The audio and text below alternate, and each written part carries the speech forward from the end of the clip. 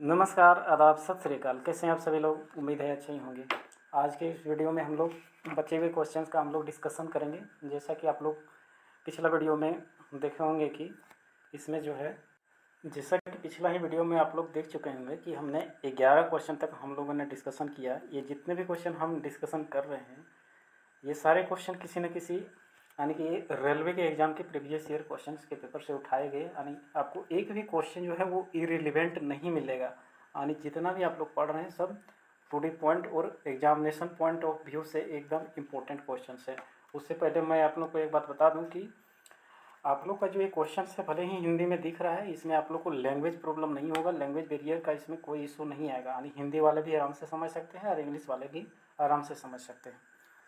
तो और इस क्वेश्चन बताने का तरीका ऐसा होगा कि जो भी क्वेश्चन होगा जिससे मैक्सिमम आउटपुट हम लोग निकालने का कोशिश करेंगे, और ताकि हम लोग को ज़्यादा से ज़्यादा फैक्ट हम लोग का रिवाइज हो सके। तो जिन लोगों ने पहला वीडियो नहीं देखा वो जाके ज़रूर देखें, क्योंकि एक सीरीज में आप देखेंगे तो आपको बहुत मज़ा आएगा।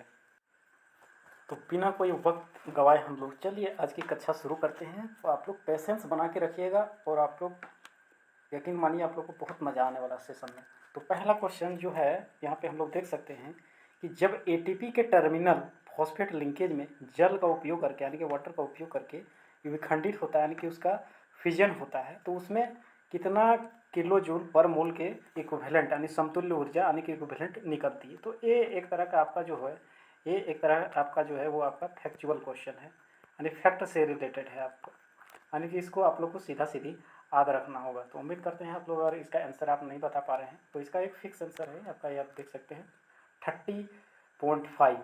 यानी कि आप एटीपी के टर्मिनल फॉस्फेट लिंक में आप जब वाटर का उपयोग करके आप इसका फ्यूजन कराएंगे तो आपको 30.5 यानी कि 30.5 किलो जूल पर मोल आप लोग का इसमें एनर्जी इसके इक्विवेलेंट रिलीज होता है। तो इस क्वेश्चन में कोई और मैक्सिमम आउटपुट नहीं है सीखने को। जिस क्वेश्चन में ज़रूरत होगी मैं आप लोग को ज़रूर बताऊंगा। तो चलिए चलते हैं नेक्स्ट क्वेश्चन में। नेक्स्ट क्वेश्चन है हम लोग का कि निम्न में से कौन सा जीव मत्स्य वर्ग से संबंधित नहीं है। इंग्लिश वालों के लिए है मत्स्य वर्ग हो गया, यानी कि इसमें क्वेश्चन में पूछ रहा है कि इनमें से कौन सा जो जीव है, कौन सा जो एनिमल है, आप कह सकते एक तरह से वो फिश वर्ग से यानी कि फिश के क्लासिफिकेशन जो होता है फिश वर्ग से संबंधित नहीं है। तो देखने में तो लग रहा है कि सारा सब फिश फिश फिश फिश है, लेकिन आप देखिएगा जेली फिश जो है एक तरह का लग रहा है कि फिश है, लेकिन ये फिश नहीं है। सिल्वर फिश भी एक तरह का फिश लग रहा है लेकिन नहीं है। इसका सही आंसर जो होगा वो डॉग फिश होगा। इसका सही आंसर क्या होगा? डॉग फिश हो जाएगा। आपका क्या हो जाएगा? डॉग फिश हो जाएगा। अब इससे संबंधित कुछ हम आप लोग को फैक्ट बताते हैं। आप देख सकते हैं इसका जो पीडीएफ है आपको हम लोग को टेलीग्राम चैनल जो है उसमें शेयर कर देंगे, और इसका जो पीपीटी है जिस तरह से लिख रहेगा आप लोग को रिवाइज करना है तो आप वहाँ से जाके देख सकते हैं। इसका फैक्ट से संबंधित जब हम लोग इसका डिस्कशन के बाद करते हैं तो आप देख सकते हैं कि सबसे पहले जो हम लोग यहाँ पे एक देख सकते हैं कि हम लोग का जो फिश होता है, फिश से संबंधित कुछ जानकारियाँ मैं आप लोग के समक्ष शेयर कर देता हूँ कि फिश जो होता है हम लोग का वो साल्टी वाटर में पाया जाता है। साल्टी वाटर में पाया जाता है। जनरली पाया तो बहुत सारे वाटर में पाया जाता है, लेकिन जनरली जो मैक्सिमम डेंसिटी होता है फिश का वो साल्टी वाटर में पाया जाता है। अब इसमें दूसरा फैक्ट के बारे में जब हम इससे संबंधित डिस्कशन करने की बात करते हैं तो इसमें जो फिश जो होती है, फिश जो अपना रेस्पिरेटरी ऑर्गन जो होता है, फिश का रेस्पिरेटरी ऑर्गन जो होता है यानी कि जिसके द्वारा जो मछली होती है वो सांस लेती है, वो क्लोम हो गया आपका। वो आपका क्या हो गया? क्लोम। हिंदी में क्लोम के माध्यम से गलफड़ा में जो पाया जाता है उसी के माध्यम से फिश जो होती है वो अपना सांस लेती है। ये फिश किस तरह के वर्टिब्री है? फिश सबसे पहले मैं आप लोग को बता दूं कि फिश जो है वर्टिब्री है। फिश जो है वो वर्टिब्री है। ये किस तरह के वर्टिब्री है? ये अंडे देने वाले हैं, यानी कि एग यानी कि अंडे इसमें देते हैं। फिश जो देते हैं प्रजनन जो करते हैं, यानी कि अपनों का जो आप लोग फिश जो होता है अपना जनसंख्या जो बढ़ाती है वो अंडे के माध्यम से बढ़ाती है, यानी कि अंडे से होता है फिर उसे लार्वा प्यूपाइन फंडम बहुत सारा मेटामॉर्फोसिस होता है उसमें, तो उसके स्टेप बाय स्टेप से वो अपना विकास करती है। और एक और लास्ट जो फैक्ट इससे संबंधित याद आ रहा है कि फिश जो होता है वो आपका जो होता है उसमें 2 चैम्बर्ड हार्ट पाया जाता है। उसमें कितना चैम्बर्ड हार्ट पाया जाता है? ये जितने भी सारे फैक्ट आप लोग के संबंध डिस्कशन कर रहे हो एग्जामिनेशन पॉइंट ऑफ व्यू से बहुत ही इम्पोर्टेंट है। और सबसे बड़ा जो कि फिश वर्ग का जो प्राणी होता है ना, उसका शरीर में जो रहता है वो लाइनिंग के जैसा रहेगा, यानी धारा रहेगा, एक तरह से धारा रेखित टाइप का रहेगा। और इसका जो एक्सटर्नल स्केलेटन होता है, यानी कि बाह्य कंकाल जो होता है, वो सल्कों के रूप में पाया जाता है। किसके रूप में पाया जाता है? सल्कों के रूप में पाया जाता है। मैं इसको सेव कर लेता हूँ ताकि आप लोग को दिक्कत ना हो रिवाइज करने में। ठीक है, चलिए हम लोग नेक्स्ट क्वेश्चन में बढ़ते हैं, नेक्स्ट क्वेश्चन की ओर। नेक्स्ट क्वेश्चन है एक बहुत ही मज़ेदार है, ये आपका पीरियोडिक टेबल से। इसमें बोला जा रहा है कि सन किस ईस्वी में न्यूलैंड्स ने परमाणु द्रव्यमान के बढ़ते क्रम के अनुसार ज्ञात तत्वों की व्यवस्था की और पाया कि प्रत्येक 8वें तत्व के गुण पहले तत्व के गुणों के समान है। यानी आप हम लोगों ने एक याद होगा, एक पढ़ा है उसमें पीरियोडिक टेबल में, Newlands law of octet, Newlands law of octet होता है, यानी कि न्यूलैंड का अष्टक का नियम। इसमें एक्चुअली आपका होता ये था, कि प्रत्येक जो 8वां एलिमेंट होता था, यानी कि आपका पहला एलिमेंट जो है और आपका 8वां जो एलिमेंट है, इसके बीच में हो जाएगा आपका दूसरा, तीसरा, डॉट डॉट डॉट डॉट करके। तो पहला एलिमेंट और 8वां एलिमेंट का जो भी प्रॉपर्टी होता था, जो भी गुण होता था, वो सेम होता था। यानी आपका इसका साइज इससे संबंधित हो गया, मतलब वो प्रॉपर्टी किसी भी प्रकार का हो सकता है। तो उसमें इसका क्या देखा, अधिकांशतः पाया गया है कि पहले से 8वां का, फिर दूसरे से 9वां का, फिर तीसरे से 10वां का, इससे क्या होता था कि इसका गुण और प्रॉपर्टी मिलता था। न्यूलैंड ने ही अष्टक का नियम दिया था। और क्या हुआ था कि न्यूलैंड जो था उन्होंने, क्वेश्चन पूछता है अक्सर रेलवे के एग्जामिनेशन कि न्यूलैंड ने जो क्लासिफिकेशन जो अपना किया था, तो उसमें कितने एलिमेंट को मतलब उस समय वो कितने एलिमेंट को इसमें शामिल किया था। तो इसका आंसर है कि 56 एलिमेंट को शामिल किया था, 56 तत्वों को समाहित किया था। अब बात करते हैं, जब क्लासिफिकेशंस का बात हो ही रहा है तो हम मेंडलीव को कैसे भूल सकते हैं। मेंडलीव की जब हम बात करते हैं तो मेंडलीव ने सन 1869 ईस्वी में ही इन्होंने भी अपना कुछ नियम दिया था। तो मेंडलीव ने भी अपना रूल बनाया था क्लासिफिकेशंस का। आप लोग को बता दें कि न्यूलैंड जो थे, मेंडलीव जो थे, और एक और है ट्राइड्स का नियम किन्होंने, अगर आप लोग को याद आ रहा है तो कमेंट में आप लोग बताएं कि त्रिक का नियम किसने दिया था। तो ये जो तीनों वैज्ञानिक थे, न्यूलैंड साहब थे, हमारे मेंडलीव साहब थे, हमारे जो त्रिक का नियम दिए थे उसका दिमाग से निकल रहा है। तो इन तीनों ने जो क्लासिफिकेशंस किया था वो एटॉमिक मास के आधार पे किया था। किसको आधार बनाए थे उन्होंने? एटॉमिक मास को बनाया था। जबकि हमारे जो मोस्ले साहब है जिन्होंने मॉडर्न पीरियोडिक टेबल दिया है, उन्होंने मोस्ले साहब ने हम जो मॉडर्न पीरियोडिक टेबल दिया, इन्होंने एटॉमिक नंबर को बेसिस बना के, आधार बना के इन्होंने अपना क्लासिफिकेशंस किया, हेनरी मोस्ले ने। और इन्होंने किस ईस्वी में किया था? 1913 ईस्वी में किया था। किन्होंने? जिन मोस्ले साहब ने एटॉमिक नंबर के बेसिस पे किया था।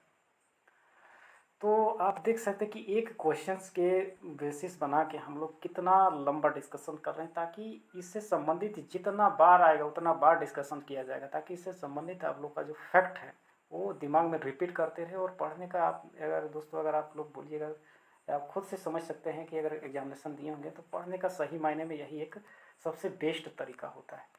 तो चलिए हम लोग जो क्वेश्चन डिस्कशन कर ही रहे थे वो क्वेश्चन हम लोग थोड़ा सा देख लेते हैं कि न्यूलैंड ने जो व्यवस्था की थी वो कितना ईस्वी में किया था? सन 1864 ईस्वी में किया था। और ठीक इसके 5 साल बाद 1869 ईस्वी में, जैसा कि अभी हम लोगों ने डिस्कशन किया है, मेंडलीव साहब ने अपना आवर्त सारणी का वर्गीकरण कर दिया था। और सन 1913 ईस्वी में, 1913 में, सन 1913 में हम लोग का हेनरी मोस्ले साहब ने, इन्होंने एटॉमिक नंबर को आधार बना के क्लासिफिकेशंस किया था 1913 में। मॉडर्न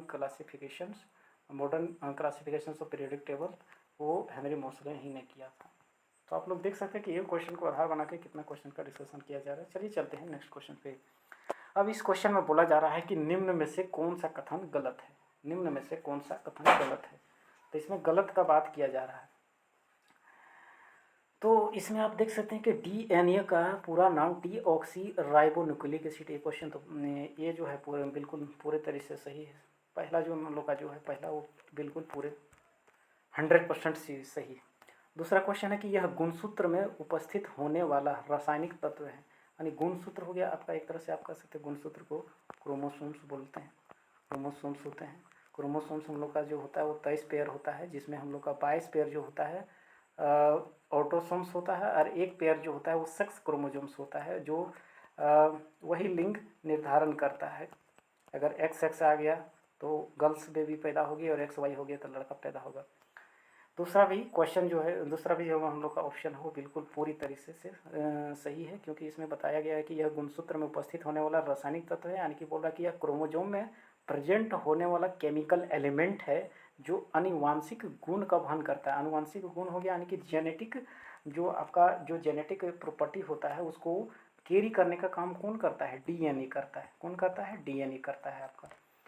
तीसरा जो क्वेश्चन है, डीएनए एक पॉलीन्यूक्लियोटाइड है। न्यूक्लियोटाइड डीएनए की ही मूलभूत संरचना इकाई संरचनात्मक इकाई है जो दो कंपोनेंट से मिलकर बनी होती है। ये क्वेश्चन, ये जो तीसरा है ये आपका बिल्कुल पूरी तरह से गलत है। इसका सही आंसर जो हो जाएगा आपका सी हो जाएगा, क्योंकि पूछा ही गलत है। पहला और दूसरा जो है आपका पूरी तरह से सही है, ए और बी जो है पूरी तरीके से सही है आपका।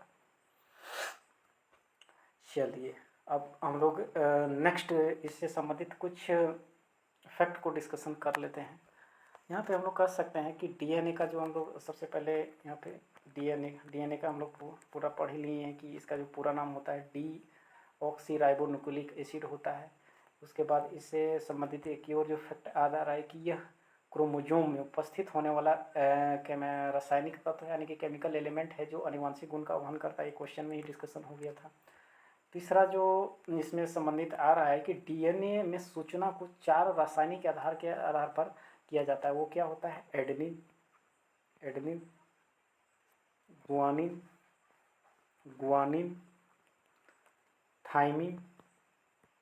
थाइमिन, और चौथा जो है वो साइटोसिन होता है। यानी adenine AGTC, adenine, guanine, thymine, cytosine होता है। अब देख सकते हैं कि एक क्वेश्चन से आप लोगों को कितना अच्छा से डिस्कशन किया जा रहा था, कि ये ऐसा नहीं कि एक ही बार किया, जितना बार आएगा उतना बार डिस्कशन किया जाएगा। चलिए चलते हैं नेक्स्ट क्वेश्चन में। एक लेंस है, इसमें बोला जा रहा है कि एक लेंस है जिसका पावर जो है वो 2 डायोप्टर है कि फोकस दूरी क्या हो। तो एक तरह का एक बेसिक सा क्वेश्चन है, और इससे संबंधित जो कॉन्सेप्ट है इसको बनाने से पहले हम लोग देखेंगे कि यहाँ पे हम लोग पावर का जो होता है वो फॉर्मूला होता है। यहाँ पे चलिए पावर का फॉर्मूला हम लोग जानते हैं। पावर का जो फॉर्मूला होता है वो 1/f होता है। यानी कि एक इसको चलिए नेक्स्ट पेज में discussion. Power is equal to क्या होता है? P is equal to 1/f होता है, फोकस दूरी होता है। और ये जो होता है फोकस दूरी, आप यहाँ पे देख सकते हैं दोनों इन्वर्सली प्रोपोर्शनल है। पावर इक्वल टू 1/, अगर ये फॉर्मूला आप लोग को आता है तो आप इजीली निकाल सकते हैं। और यहाँ पे दिया गया क्वेश्चन में है आपका पावर जो दिया है वो 2 डायोप्टर दिया है, और आपको निकालना क्या है? फोकस दूरी निकालना है। तो power is equal to 1/f होता है, तो f इज इक्वल टू 1/2 हो जाएगा, यानी इसका 0.5 हो गया।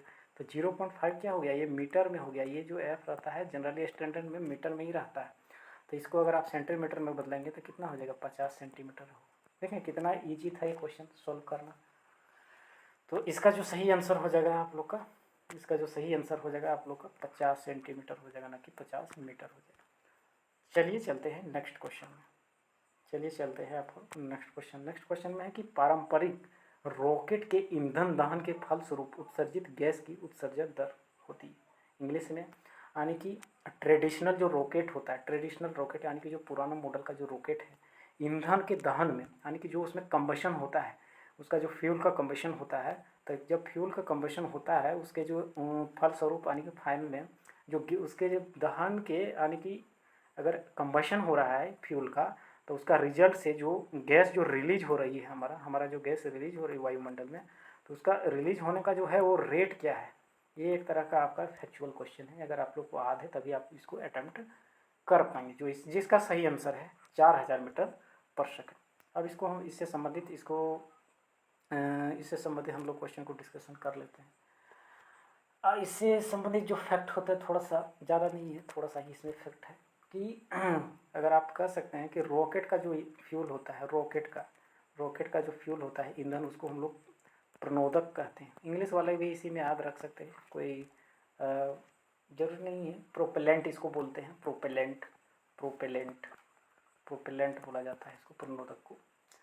प्रोपेलेंट में जो होता है, और प्रोपेलेंट के जब कंस्टिट्यूएंट के बारे में बात किया जाए तो इसमें बोला जा रहा है कि प्रणोदक में यानी कि प्रोपेलेंट में तरल ऑक्सीजन यानी कि लिक्विड, जो लिक्विड होता है, तरल ऑक्सीजन, और क्या होता है कि हाइड्रोजन का प्रयोग किया जाता है। यानी कि इसमें तो ऑक्सीजन प्लस हाइड्रोजन का प्रयोग किया जाता है, लेकिन दोनों जो होता है वो आपका लिक्विड फॉर्म में रहता है। किस फॉर्म में रहता है? लिक्विड फॉर्म में होता है। रॉकेट में जो होता है, आप लोग का आप अच्छे से रिवाइज कर लीजिए, रॉकेट के जो प्रोपेलेंट पाया जाता है, प्रणोदक जो ईंधन होता है, प्रणोदक या प्रोपेलेंट क्या है? उसका एक तरह का फ्यूल है। फ्यूल की सहायता ही से तो गाड़ी चलती है, तो वो भी एक तरह का वेन, उसको इमेजिन कर लीजिए। तो फ्यूल में जो फ्यूल का ही दूसरा नाम होता है, रॉकेट के फ्यूल का नाम होता है प्रोपेलेंट। तो प्रोपेलेंट में जो होता है ऑक्सीजन और हाइड्रोजन को डाला जाता है, लेकिन दोनों लिक्विड फॉर्म में डाला जाता है। और ये जो होता है रॉकेट, एक जो बहुत फेमस क्वेश्चन से इससे संबंधित याद आ रहा है, रॉकेट जो होता है वो law of conservation of momentum पे एक्ट करता है। Law of conservation of momentum, P से मोमेंटम को दिखाते हैं, तो law of conservation of momentum, यानी कि हिंदी वालों के लिए है कि रॉकेट जो होता है वो संवेग संरक्षण के सिद्धांत पे कार्य करता है। तो चलिए आज इस क्वेश्चन में इतना ही। नेक्स्ट क्वेश्चन में हम लोग डिस्कशन कर, ज़्यादा क्वेश्चन नहीं बता हुआ है, कुछ ही क्वेश्चन और है, लेकिन हम लोग थोड़ा अच्छे तरीके से कर लेते हैं। 18वां क्वेश्चन जो है वो बोल रहा है कि पौधों में उस ऊतक का नाम क्या है जो जड़ों से पौधों के अन्य हिस्सों में पानी और खनिज को पहुंचाता है। बहुत ही इजी क्वेश्चन है, अगर आप लोग समझ पा रहे होंगे। इसका जो सही आंसर होता है वो जाइलम हो जाएगा। अब यहाँ पे आप देख सकते हैं कि इसका जो सही आंसर है वो जाइलम तो है, जाइलम, ठीक है, जाइलम।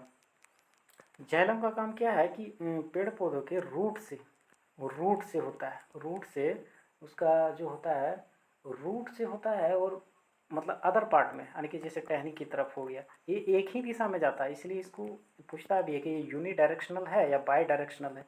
तो ये एक दिशी होता है, यानी एक ही दिशा में जाता है, यानी कि यूनि डायरेक्शनल होता है, यूनि डायरेक्शनल।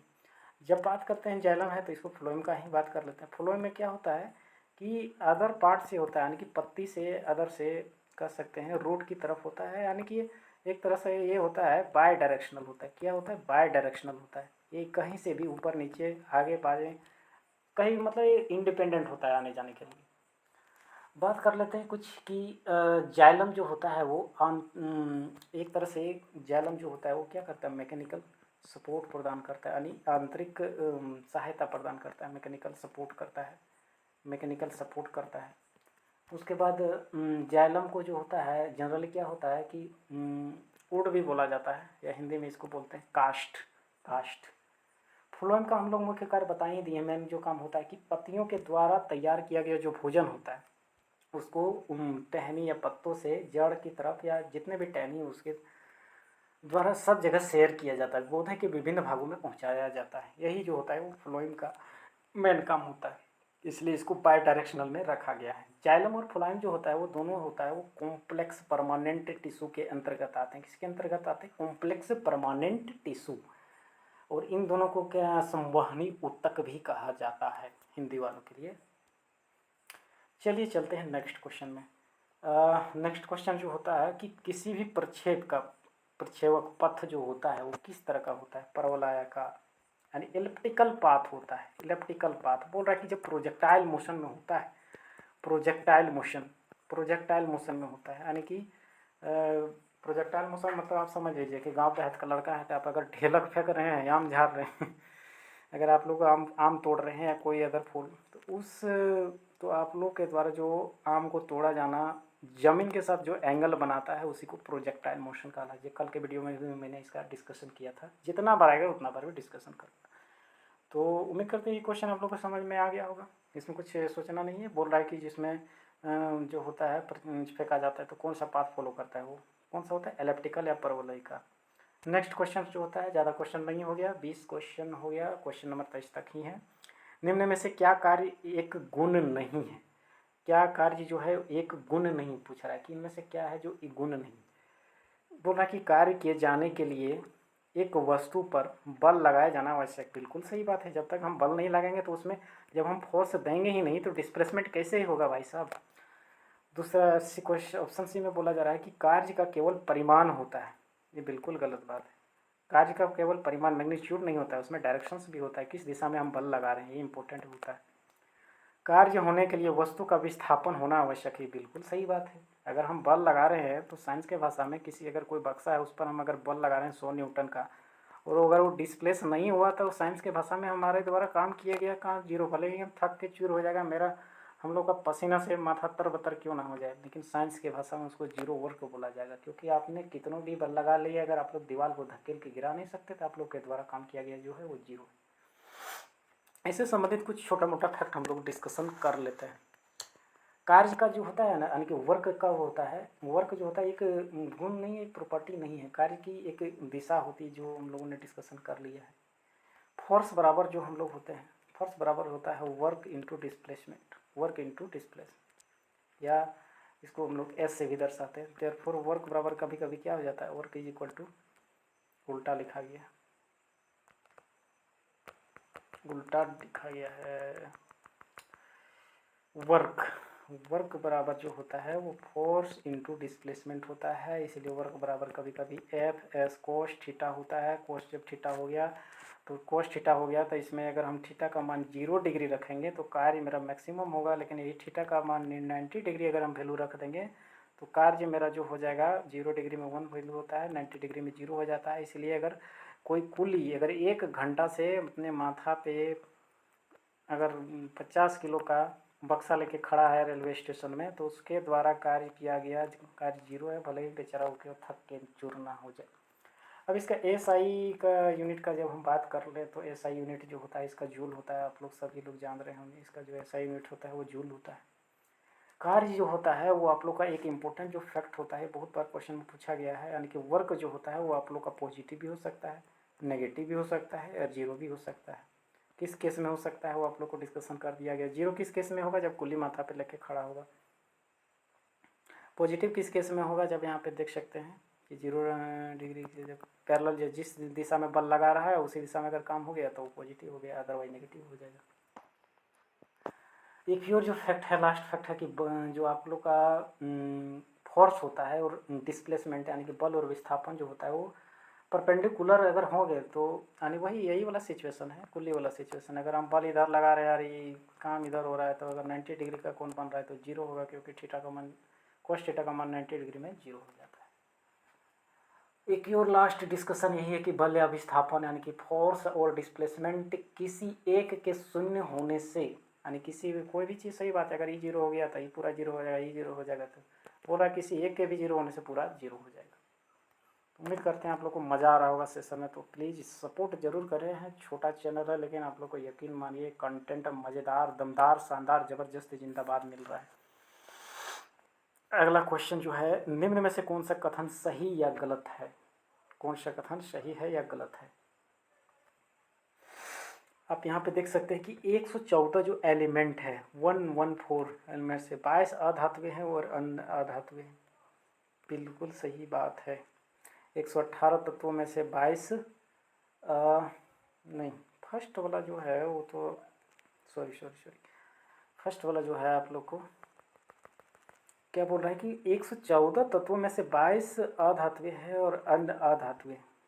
22 अधातु यानी कि नन मेटल है और बाकी जो बचा हुआ है वो मेटल है। तो बिल्कुल गलत है क्योंकि उसमें कुछ कुछ तो मेटलॉइड भी है। 118 तत्वों में से 22 को जो है वो मेटल है और अन्य अधातु है, ये भी ठीक लग रहा है। क्वेश्चन थोड़ा सा कंफ्यूजिंग लग रहा है। चलिए तो ये क्वेश्चन यहीं पे आज का क्वेश्चन रहने देते हैं। लास्ट क्वेश्चन है, इसको डिस्कशन कर लेते हैं। किसका क्वेश्चन हम लोग कल अच्छे तरीके से डिस्कशन कर लेंगे, उसमें कुछ हो सकता है पढ़ने में मिस्टेक हुआ हो या कोई, लेकिन लास्ट क्वेश्चन हम लोग अच्छे से तरीके से डिस्कशन कर लेते हैं। क्वेश्चन ये है कि टरबाइन द्वारा, यानी कि जो टरबाइन द्वारा होता है, टरबाइन क्या होता है कि अगर मान लेते कोई झरना है जो पहाड़ से गिर रहा है और यहाँ से नदी हो रहा है। तो क्या करता है कि इलेक्ट्रिसिटी जनरेट करने के लिए यहाँ पे आपको बहुत ही चौड़ा सा चक्की टाइप का लगा जाता है, टरबाइन होता है, टरबाइन से फिर इलेक्ट्रिसिटी वगैरह जनरेट होता है। आप तो बहुत 10वीं कक्षा से पढ़ रहे होंगे। तो इसमें बोला जा रहा है कि टरबाइन द्वारा बहते पानी, टरबाइन द्वारा बहते पानी और बहते हवा, टरबाइन द्वारा बहते पानी और हवा का प्रयोग किसके परिवर्तन के लिए किया जाता है? तो ये तो बहुत सिंपल क्वेश्चन है। आप लोग यहाँ पे देख सकते हैं कि गतिज ऊर्जा को विद्युत ऊर्जा में, यानी कि जो काइनेटिक एनर्जी है, वाटर के पास जो काइनेटिक एनर्जी है, काइनेटिक एनर्जी को पोटेंशियल एनर्जी में कन्वर्ट करने के लिए आप लोग यहाँ पे देख सकते हैं कि टरबाइन द्वारा जो होता है वो पानी फ्लो होता है, तो क्या होता है उसमें काइनेटिक एनर्जी होता है, तो उसी के द्वारा थी तो किस में कन्वर्ट होता है, वो इलेक्ट्रिसिटी पैदा होता है उसी के द्वारा। अब यहाँ पे बोल रहा है स्थितिज ऊर्जा, तो जिस समय जमा रहता है डैम में जमा हुआ पानी में पोटेंशियल एनर्जी यानी कि स्थितिज ऊर्जा रहता है। नाभिकीय ऊर्जा का यहाँ कोई जिक्र ही नहीं, क्योंकि वो न्यूक्लियर फिजन और न्यूक्लियर फ्यूजन से संबंधित है। रासायनिक ऊर्जा को विद्युत ऊर्जा में इसका एग्जाम्पल तो है कि बैटरी, जो छोटा छोटा जो सेल होता है उसमें क्या होता है, केमिकल एनर्जी रहता है, उससे हम लोग क्या होता है, छोटा सा बल्ब बचपन में जलाते थे, बल्ब जो होता था वो ग्लो होता था, तो वो होता था, वो हम लोग का केमिकल एनर्जी होता था, उससे विद्युत एनर्जी में कन्वर्ट कर देते। और कुछ अगर डिस्कशन का बात और अगर कर लें तो इसमें आप देख सकते हैं कि चलिए नेक्स्ट सेशन में उसको डिस्कशन करेंगे, थोड़ा सेशन ज़्यादा लंबा हो जाएगा। तो अंत में आप लोग के यही कहना चाहेंगे कि प्लीज़ छोटा भाई चैनल है, छोटा है, आप लोग इस लोग प्लीज़ ज़रूर सपोर्ट करें, शेयर करें दोस्तों के साथ, क्योंकि हो सकता है कि नहीं किन्हीं को ज़रूर बेनिफिट मिलेगा। शुरू में हो सकता है ऑकवर्ड लगेगा, लेकिन धीरे धीरे जब आप लोग का आदत बन जाएगा, बहुत ही जल्द मैं आप लोग के समझ एक नया सेटअप लेके आऊँगा जिसमें और भी अच्छी तरीके से लिख पाऊँगा और डिस्कशन कर पाऊँगा। लेकिन उम्मीद करते हैं आप लोग को मज़ा आ रहा होगा सेशन में, जितना भी रिसोर्सेस है उसी के माध्यम से। तो प्लीज़ सपोर्ट ज़रूर करें, शेयर करके और लाइक करके, कमेंट करके। मिलते हैं अगले वीडियो में, तब तक के लिए bye bye and take care, good night.